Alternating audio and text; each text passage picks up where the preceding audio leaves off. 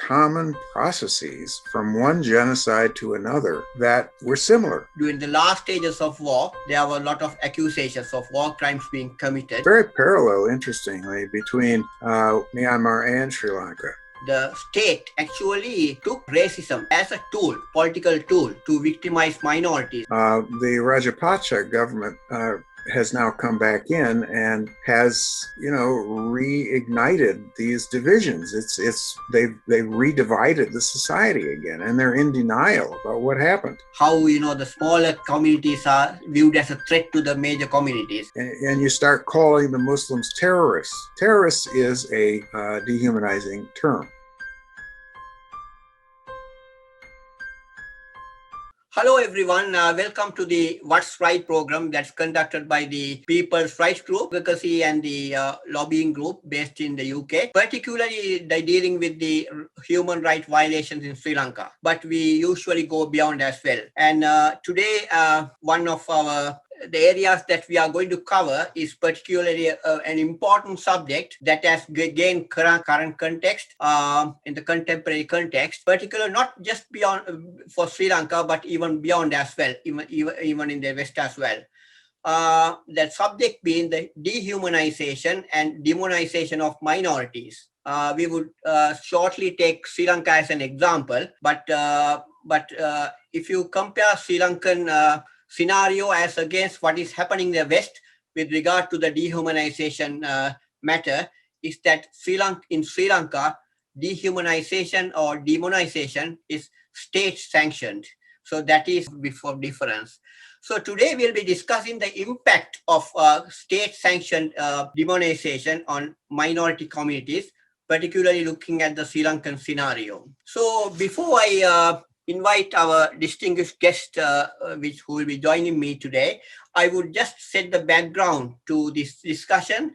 As you know, friends, we have the 20th century. We had two disastrous world wars, World War I and World War II. And after the very disastrous World War II, the world said enough is enough. They said enough, never again. But then the world was talking about genocide, Holocaust, and all that. But we always, when you look at these type of, far-reaching, things that happen to mankind, the disasters, you will see that they don't happen in a vacuum. There are many developments that lead to it. And one of which would be, as we would shortly discuss, is the dehumanization and demonization, which particularly affects minorities. Today, we are going to talk about this with a world-renowned expert. We are privileged to connect up with Professor Gregory Stanton from the United States. I'm sure you would have heard about distinguished professor, but for the purpose of this interview, I would just share some details about his very impressive profile. So Dr. Stanton, Gregory Stanton, is the founding president and chairman of Genocide Watch, and he, in fact, founded the Genocide Watch in 1999. And he was the founder and the director of Cambodian Genocide Project, and is currently the founder and chair of the Alliance Against Genocide, the world's first anti-genocide coalition. And from 2007 to 2009, he was the president of the International Association as well. So PRG is particularly privileged to be associated with Genocide Alliance, being an affiliate member, which we became recently. Professor Stanton, I can go on and on with regard to your very impressive profile. Many thanks for joining this discussion, despite your busy schedule. And PRG is really privileged to have you as our distinguished guest in this discussion, Professor. Well, we'll come to your connections with the Genocide Watch in a moment, but I have read your impressive details about your very family connections with this human rights regime as well. When I read through the call, the note under the heading call, I was just impressed about how your father's intervention, for example, right, led to a swimming pool becoming an inclusive one rather than being racially based.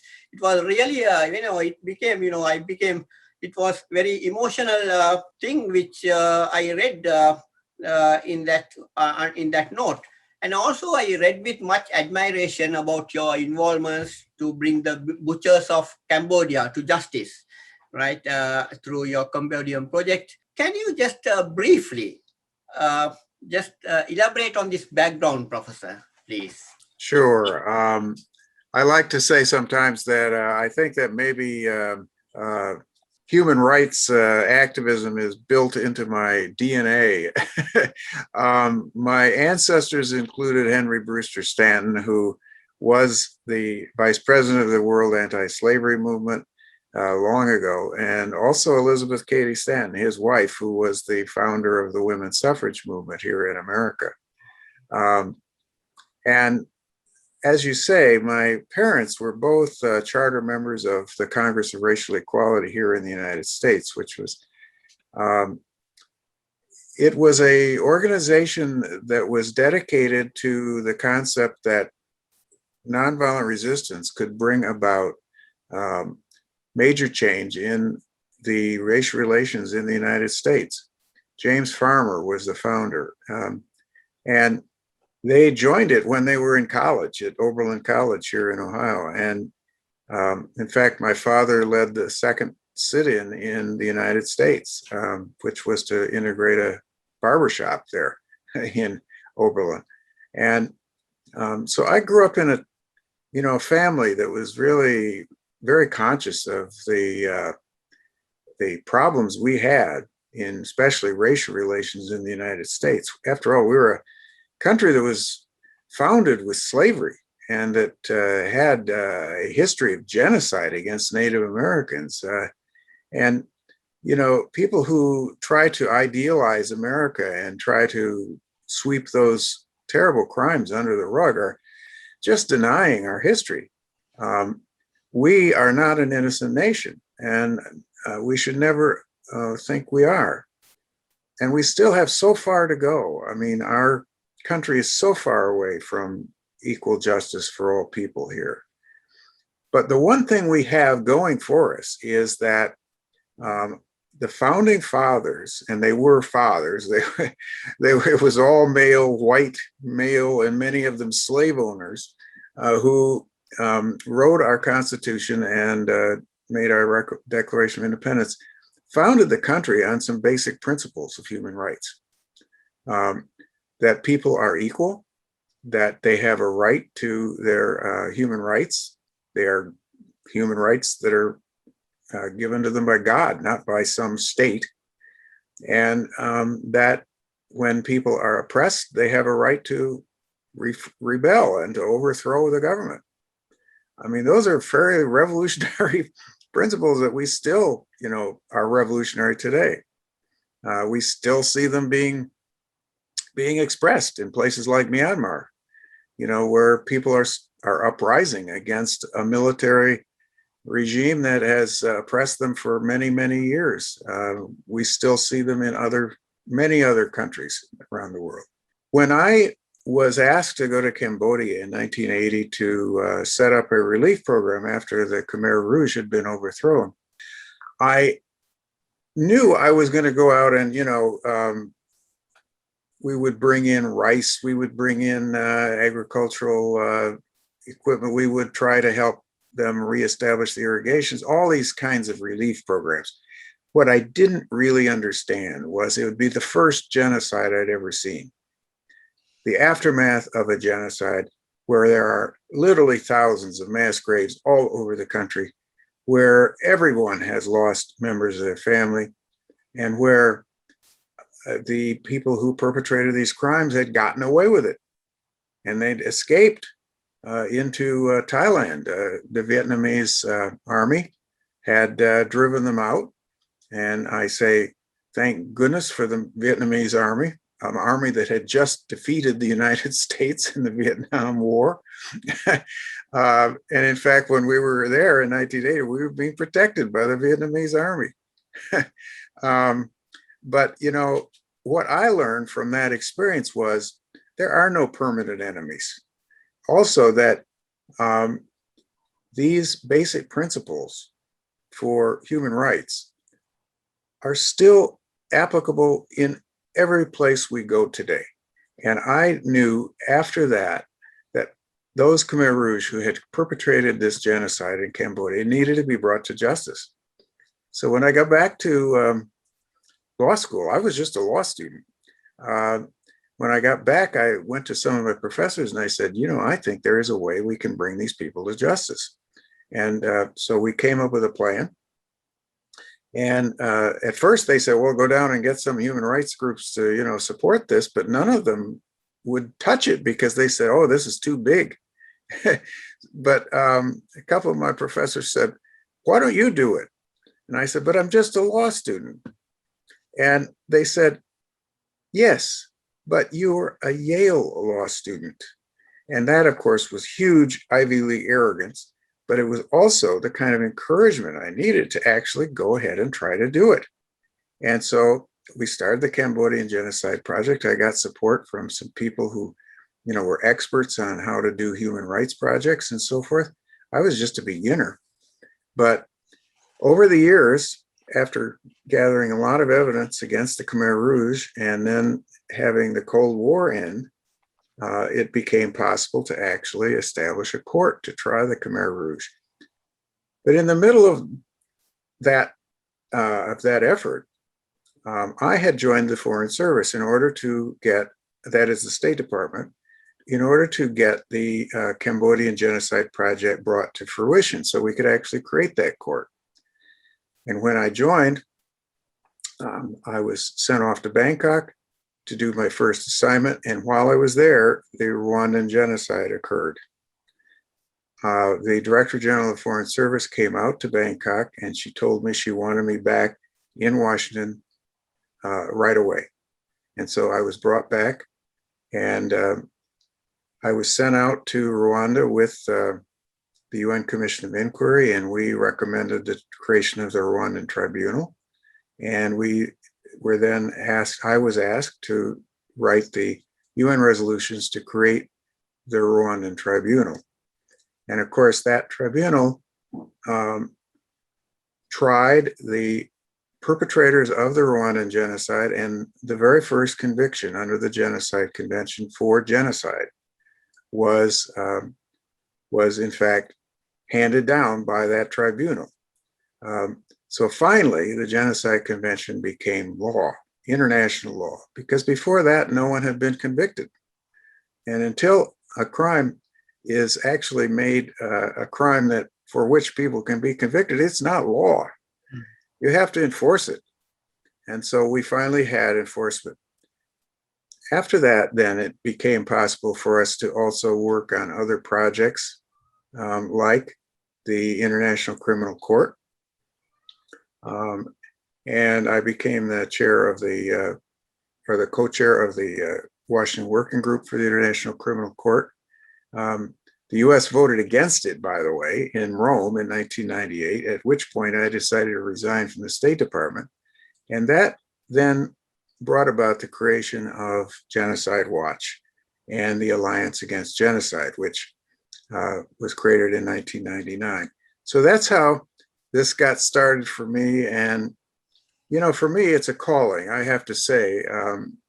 I believe, frankly, that God has called me to do this work. I certainly know that it isn't me who creates or who brings about the fruition of this work. I know it's not me. It's the force that works through me that makes these things happen. And I think that, every major religion knows that. We are channels for the force that created the universe and that created love and justice between people. So that's my story. And I hope that, this alliance that includes you now, People's Rights Group from Sri Lanka, will continue this long struggle that we have to try to defeat genocide. Professor Stanton, what an impressive profile indeed. That's a calling, certainly it was a calling from God, which we all believe in, people of religion.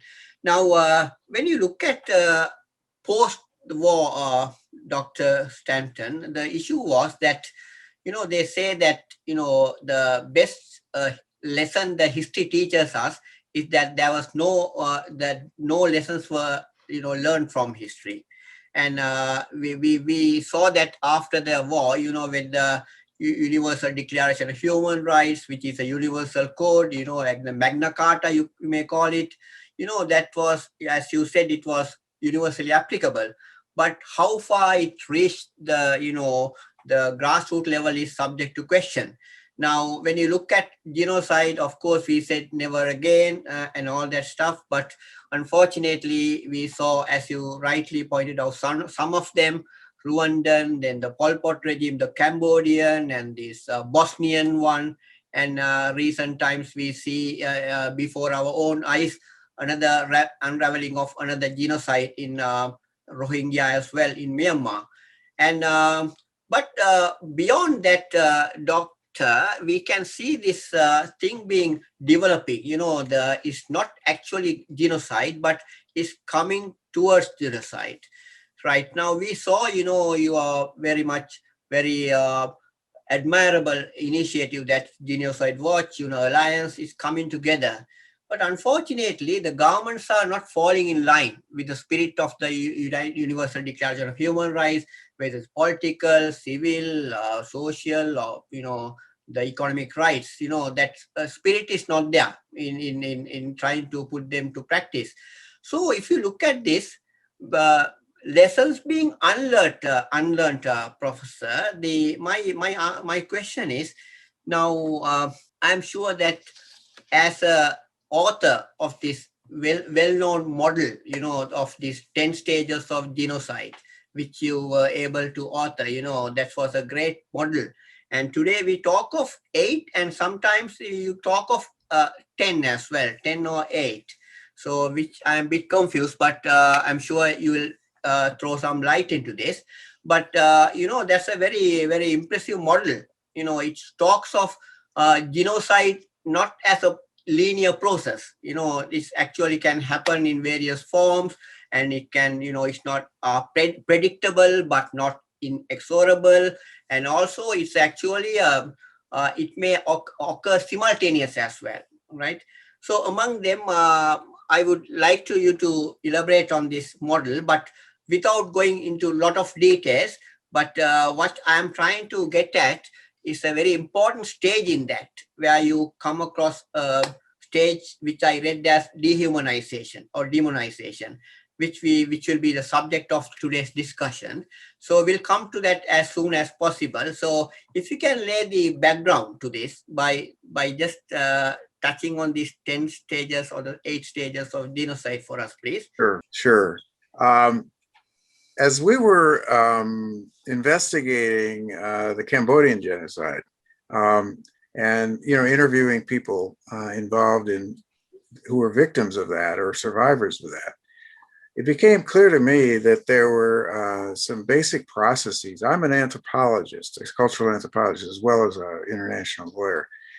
And cultural anthropologists look for basic processes in social life and cultural life. And so what I realized was there were some very common processes from one genocide to another that were similar. So what you saw in the Holocaust and in Rwanda and in Cambodia and so forth, there were similar processes operating in all of those genocides. And so what I did was, after doing this research in Cambodia, is I sat down and wrote down what I had seen as underlying or fundamental processes that were operative in all of these. And of course, at first I thought there were 8, okay? And that's how come it was 8 stages of genocide. In fact, that was the model we used for years. But I realized after some suggestions from colleagues in this field that I should really add a couple more. So that's why it's currently, the model we now use is the 10 stages of genocide. Now, the first stage in every genocide is classification. You have to have an us versus them if you're going to have genocide. And it can be Germans versus Jews, or it can be Tutsis versus Hutus, or, Muslim Rohingyas versus Buddhist, Bamar, and so forth. These are classifications, and we then symbolize. That's the second stage. We always name them, or we even sometimes impose a symbol like the yellow star, or in Cambodia, there were the blue and white check scarves that they made people from the Eastern Zone wear when they were being sent off to be worked to death. These kinds of symbolizations are helpful to the people who want to carry out a genocide. They aren't, however, necessarily going to result in a genocide because they're universally human. Everybody symbolizes and everybody classifies, of course. The third stage, where you have discrimination, is usually brought about through laws or cultures that try to discriminate against a targeted group. The fourth stage, and this is where you want to focus today, is dehumanization, where the targeted group is referred to using dehumanized terms like cockroaches, was what the Tutsis were called by the Hutu power movement in Rwanda, or rats was what the Nazis called Jews. They called them vermin and so forth. They may call people a cancer in the society or a disease. They may call them terrorists or illegal aliens. I mean, words like that are dehumanizing. And that is a crucial part of the genocidal process. After that, you have, and I say after, not in a linear sense, because these things operate simultaneously, but you have to have these processes to make a genocide happen. Organization is the next stage, because genocide is a group crime. It's not some crazy person walking into a place with a machine gun and killing a few people. No, it's organized by a group that intends to carry out the crime. And then you have polarization, in which the group that intends to carry out the crime, the hate group, tries to polarize the society. And they say, if you're not with us, you're against us, and they will actually target people who are moderates from their own group. So the first people to often be arrested or killed in a genocide are people from the perpetrator's own group. The liberal priests, or the people who are opposed to the Nazis, for instance, were the first people to be arrested were Germans, not Jews. They were the people who could stop Hitler. And then you have preparation, in which you have to have planning of the genocide. In that case, we've got plenty of examples. The Nazis carefully planned their genocide. They planned to build the death camps. They planned to take the people, the Jews, to these death camps. They organized the railroad system to do it, and so forth. And then you have persecution, which is where you actually, you arrest the people, you put them on the trains, you push them into ghettos, you starve them, you expropriate their property, and so forth. And then finally, you've got actual genocide, which is the extermination stage. And that can involve not just killing the group, but it can involve things like taking the children away from the group. That's what we're seeing with the Uyghurs in China right now. It's what we did in the United States to Native Americans. We took away their children and tried to, sent them off to special schools where they weren't allowed to speak their languages. We also can be imposing conditions on the group that are designed to destroy it. It can mean causing such serious mental and bodily harm to the group through mass torture, through mass rape, and so forth. That's genocide. It's not only killing. So, or keeping the women from having children, restricting births within the group.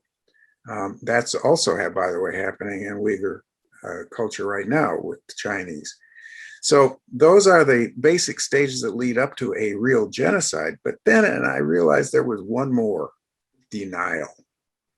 Denial always begins at the beginning and goes all the way through to the end of a genocide, and then it can carry on long after the genocide. The people who will deny they did it, they'll find all kinds of explanations for, that it really wasn't the truth, that what people are saying about it. At each of these stages, and I actually prefer the word processes. I should have chosen the word processes rather than stages, because stages has this linear sort of implication to it. But these are all processes themselves, and they lead into the overall process of genocide. So today, I know you'd like to talk especially about this process of dehumanization. Doctor, what an impressive note indeed. Actually, you took us through the 10 things. But a few months back, we had an interview with one of the African activists, and he talked about the Rwandan genocide.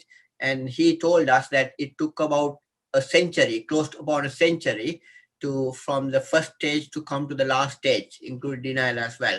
So that shows us, that it takes time. It can take time, but it will definitely happen. If we don't, stop these intermittent stages from happening, or processes, as you say. Now we are today living in a context of a modern day 21st century populism and Trumpism as well today, which has gone to the four corners of the world. Now I can have no other words than relate to what is happening in Sri Lanka as well. Now, how I can just imagine in my mind what things are emerging. This emerging in various forms, including all that to the last stages. But it's, as you said, it can happen in simultaneous as well. It's happening in some form or another. One of the groups in Sri Lanka is one of the largest minority group in Sri Lanka is Tamil group. And as you know that we had a 30 years of bloody war there, and which actually during the last stages of war, there were a lot of accusations of war crimes being committed by the government forces as well as the rebels as well. And we are taught there, I think the diaspora groups are raising the cry of genocide as well, happening during that period, which is still under investigation. As you know that the Human Rights Council, United Nations Human Rights Council, recently approved a formation of an investigation team as well. Now, as you know, this demonization is a very important subject that we are going to discuss, and we are discussing at the moment. And it's a common form of moral disengagement. The humanization, that's what Hitler did, trying to make people feel inferior, not just Jews, but other groups as well, the Polish, blacks, and the disabled, everyone else as well. So today we see politics of identity politics, identity politics, nativist politics, leading to the dehumanization and the demonization of minorities in various countries. So today we see it has become the lingua franca of the Main Street media as well, division politics. So it's going on and on. So my question is actually now in terms of these stages relating back to Sri Lanka, right? Now we see Sri Lanka actually had, we got our independence in 1948, and then we came to a stage where, then there was majoritarianism. The state actually took racism it as a tool, political tool, to actually to victimize minorities, particularly to gain votes. That's what happened in Sri Lanka, and it led to making a long story short, it led to a 30-year war, which I referred just now. And in 2009, when they had already thought that they have actually affected the psyche of the largest minority, being the Tamils, mentally, what they did was they came to the next largest minority, which is the Muslims, right? And in 2009 onwards, there arose a well-orchestrated campaign, hate campaign, which was more based on Islamophobia, global Islamophobia. So the demonization became the key word there. Actually, it was seen in even today after Corona pandemic. We have the Corona racism, right, which Muslims have been seen. So this is happening in Sri Lanka very much. So from the point of your point of view as a professor, you who have done a lot of studies on this genocide, right?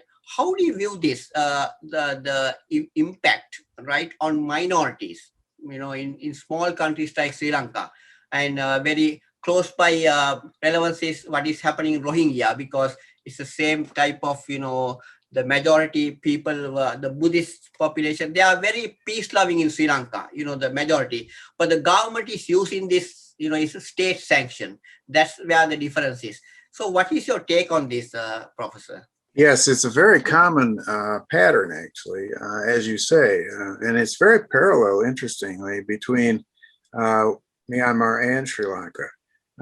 Very similar in some ways, because in both cases you have, Buddhist majority country, and everyone thinks, well, Buddhism is very peaceful and all that, but what people don't realize is, like other religion and like other ethnic based countries,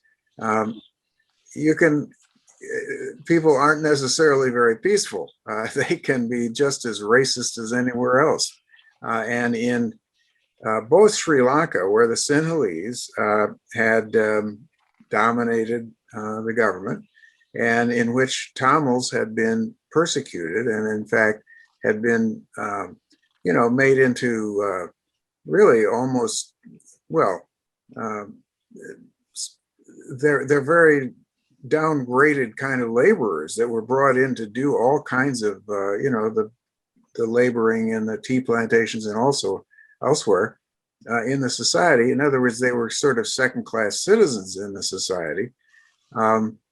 The country was polarized. It was divided between the Sinhalese and the Tamils. And finally, the Tamils said enough of this, and so they had become a majority in parts of the country, like in Jaffna and elsewhere, and in other parts too, like Bataklo. Now, I've been to Sri Lanka. I've been several times.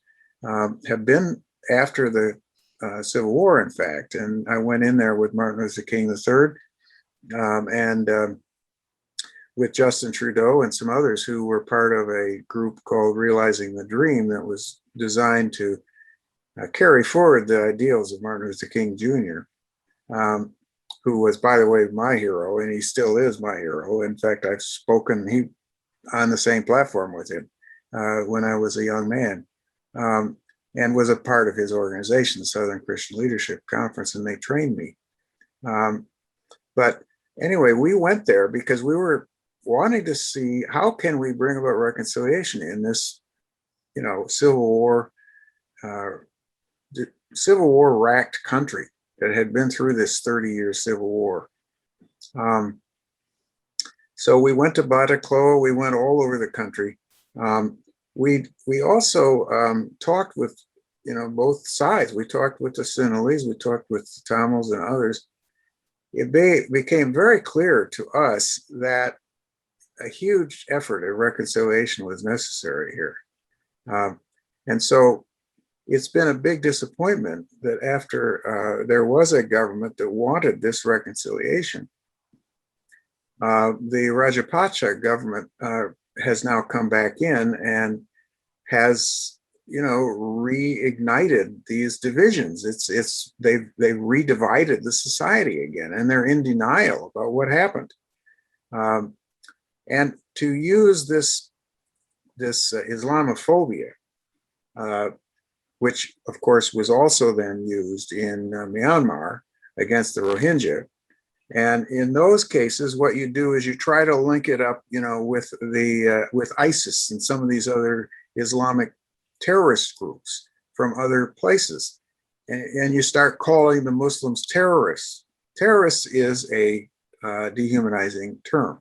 It is a way to say these are not human beings. These are really some kind of, non-human enemies of everybody. So that is the common pattern in both places. And it also, by the way, is the pattern here in the United States, where, we had a president for the last 4 years who insisted on calling people who he thought should be excluded from the mainstream of America. He called them terrorists, or he would call the people coming across our southern border, illegal aliens or robbers and rapists, using these kinds of dehumanizing terms. He was completely anti-Muslim, of course, and tried to bar any Muslims from Muslim majority countries from even coming to the United States, which is, in my opinion, a violation of our Constitution, which doesn't allow that kind of discrimination based on religion. And yet, this was his ideology. He tried to utilize Islamophobia to gain political advantage. And that is, we've seen it, in also Myanmar, where it was used. I think finally the Myanmar people realized they had been deluded by the military junta, and they have now risen up against it. They want to overthrow it, thank goodness, and maybe they will succeed. But in Sri Lanka, that is still a huge issue. The government in power now doesn't want to face the need for reconciliation. Yeah, friends, we are on this What's Right program conducted by the PRG London. And today we have with us our distinguished guest, Dr. Professor Stanton, discussing about the impact of state-sanctioned demonization on minority communities, with particular emphasis on Sri Lanka. Doctor, I think you drew a parallel between Rohingya and Sri Lanka. And I can even easily relate even now. Today, the people with the government, in a lot of crisis, it's a multiple crisis, they are unable to manage a lot of crises, including economic. They are, selling national assets. A lot of things are happening there, including the rule of law and impunity crisis as well. You can see the people now realizing, the folly of bringing a government which is based on a ultra nationalist and the racist agenda, which happened in November 2019. And you can see this actually. They have seen that the folly of this divisive politics today. But unfortunately, to bring this to fruition, you need public activism, right?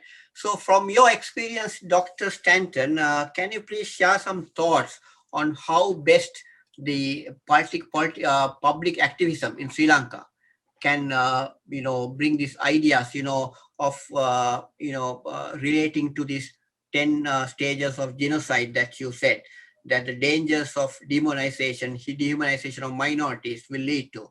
If you can kindly share some thoughts, that would be really helpful. Thank you. Sure. Well, I am a strong believer in nonviolent resistance. I've seen it work. It worked here in the United States in our civil rights movement, and it has worked in many other places as well. The place I saw it most graphically was in Ukraine, when the Soviet Union was still in power. The Soviet Union had begun to liberalize under Gorbachev, and so there was more freedom of speech and more freedom of press and so forth. And even members of the opposition could then be elected to parliaments. But the KGB, and by the way, Putin was a KGB agent, and he's still trying to reimpose this system in Russia. The KGB tried to, stop the reforms, and they began to arrest the leaders of the Ukrainian independence movement. The movement asked me to go to Ukraine, actually. I was still a law professor then, and to give them some advice about how to bring about the changes that they wanted to bring about. And so I brought some of the methods that we had used in the civil rights movement in the United States, nonviolent resistance being the main one, to Ukraine. And we began to, march down to the prison to see the leaders of the Ukrainian independence movement who had been arrested by the KGB and put in prison. And then we'd have big rallies in the center of town, and we'd do this every week until finally the leaders were released. Well, it took well over a year of that kind of resistance to bring about the independence of Ukraine. And of course, the Soviet Union fell as well. The Soviet Union, which a lot of people thought was forever, in fact, wasn't forever. It disintegrated. We still don't have peace there because the Russians still want to control parts of Ukraine. And, you've even invaded and taken over Crimea and parts of eastern Ukraine. But what I saw there was the success of nonviolent resistance. A lot of people think, oh gosh, it must have been, all the pressure that America or somebody else put on that brought about this disintegration of the Soviet Union. And I tell them, no, it wasn't. It was opposition from within.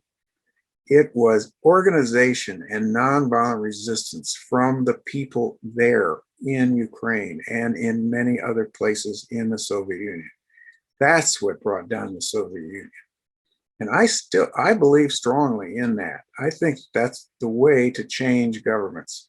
And if enough people in Sri Lanka are willing to stand up and to be willing to protest and take the consequences, which sometimes are violent, against them,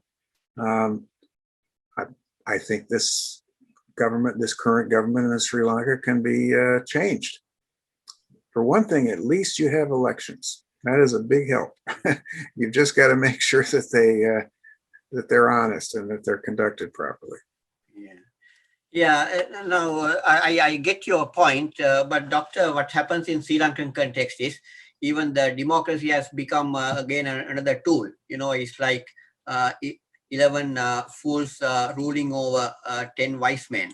That type of democracy, and that has become fast today with the organizations coming, the major two parties just swapping power over last 72 years and bringing to the state of affairs that Sri Lanka is presently in, economically, politically, nationally as well.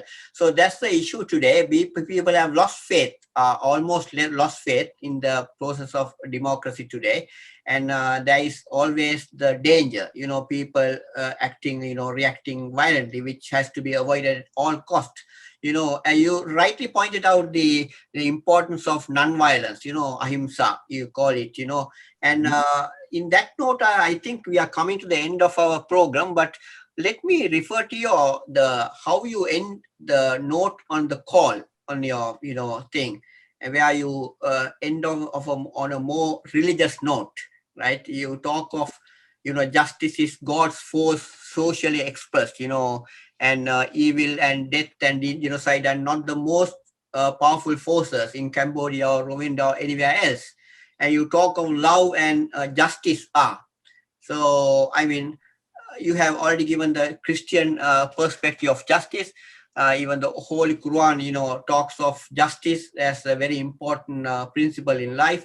And so are other religions like Buddhism, Hinduism, and Judaism as well. So all the religions across, they are all talking of justice.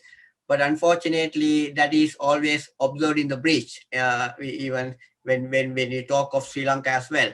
So in that respect, what is, if you can finally just, comment on how best the religious, because in Sri Lanka we have followers of folk, world's religions, Buddhism, Hinduism, Christianity, and Islam as well.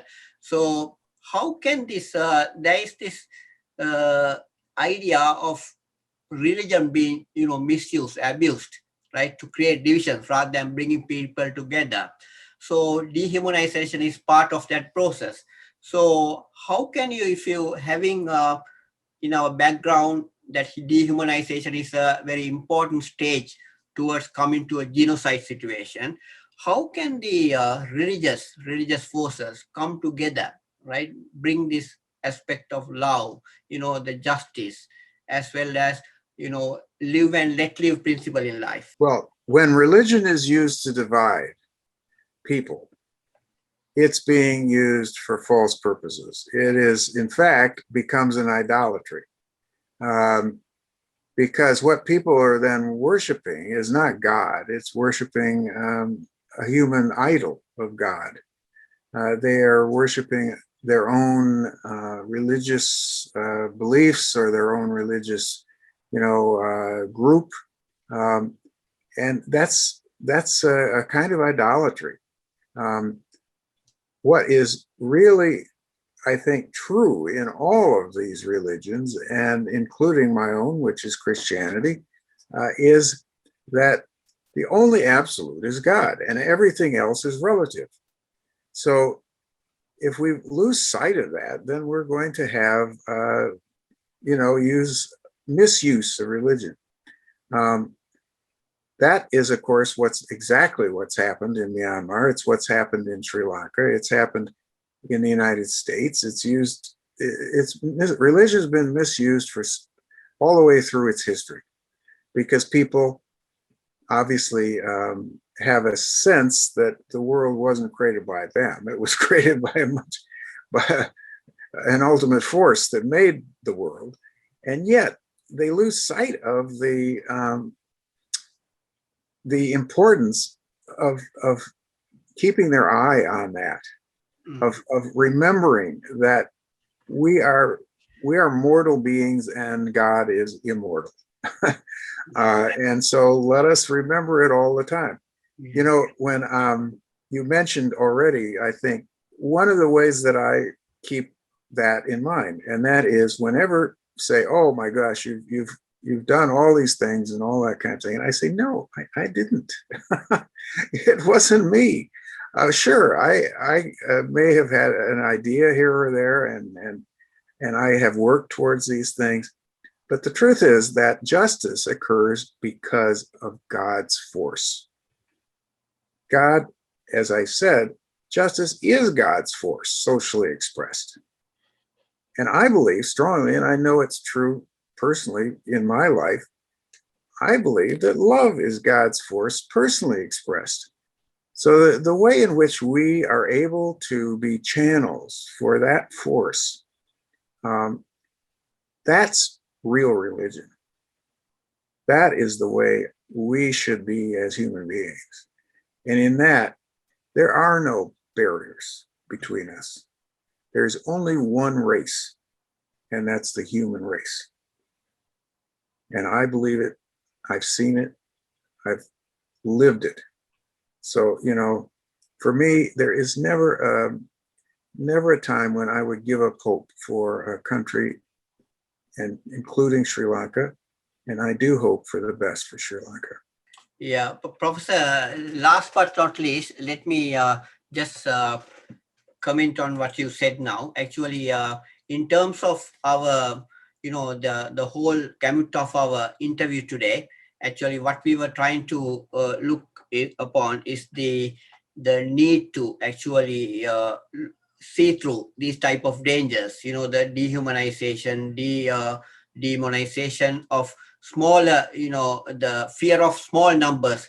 Professor Appadure spoke of fear of small numbers, how, the smaller communities are viewed as a threat to the major communities. These are all, done by the political forces to stay and gain power. So we need to understand, number one. The second one is we need to understand that in order to counteract this, there nothing, no amount of external pressure can work wonders. It's organic growth, from within. The change should come within. The resistance to this type of, evil forces should come from within, which you rightly emphasize.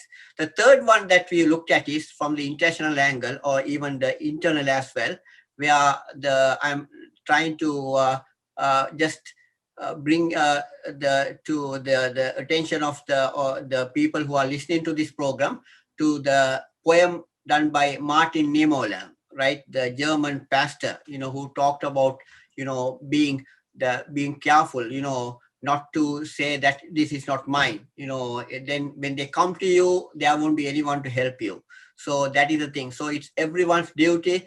When some community is being demonized, dehumanized, it will ultimately come to them, in various forms. So finally, you rightly pointed out the subject of love, the justice which the religions are emphasizing, and there's a need to, the love to prevail over these type of evil forces of dehumanization and this. So that's where we come to the end, Dr. Stanton. On behalf of PRG, I must thank you very much, for taking your time despite your busy schedule to be with us today and sharing very valuable thoughts on this importance of the impact of state-sanctioned dehumanization of minority communities, with Sri Lanka as example. Thank you very much, and we'll be very much. We are very much honored to be part of the Alliance Against Genocide, which you have been proudly mooted on the global level, and we'll continue to be part of it and see what we can do, not only in terms of what's happening in Sri Lanka, but beyond as well, right? So that's where we end. Thank you very much once again, Dr. Professor, and we hope to speak to you again soon, Ishwar. Thank you very much. Thank you. It's been my pleasure.